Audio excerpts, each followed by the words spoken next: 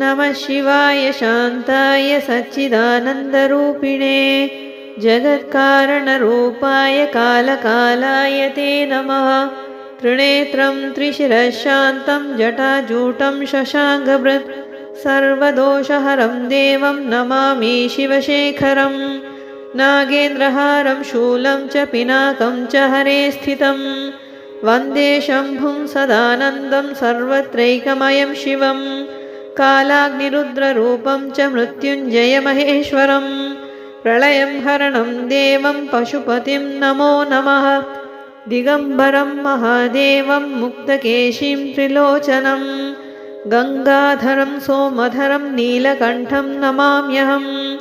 शिवाय शुद्धरूपाय चन्द्रशेखरमूर्तये प्रणतक्लेशनाशाय नन्दिशाय प्रिये नमः।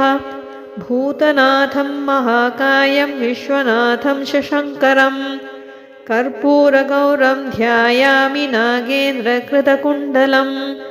शिवपुत्रो महातेजः शिवकार्यधुरन्धरः शिवप्रदः शिवज्ञानी शैवधर्मसुरक्षकः शङ्खधारी सुराध्यक्ष चन्द्रमौली सुरोत्तमः कामेश कामतेजस्वी कामादिफलसंयुतः कल्याणकोमलाङ्गश्च कल्याणफलदायकः करुणाब्धी कर्मदक्ष करुणारससागरः जगत्प्रियो जगद्रक्षो जगदानन्ददायकः जयादिशक्तिसंसेव्यो जनाह्लादो जिगीषुकः परमेष्ठी पशुपति पङ्कजासनपूजितः पुरहन्ता पुरत्राता परमैश्वर्यदायकः महोन्नतो महाकायो महानेत्रो महाहनुः मरुत्पूज्यो मानधनो मोहनो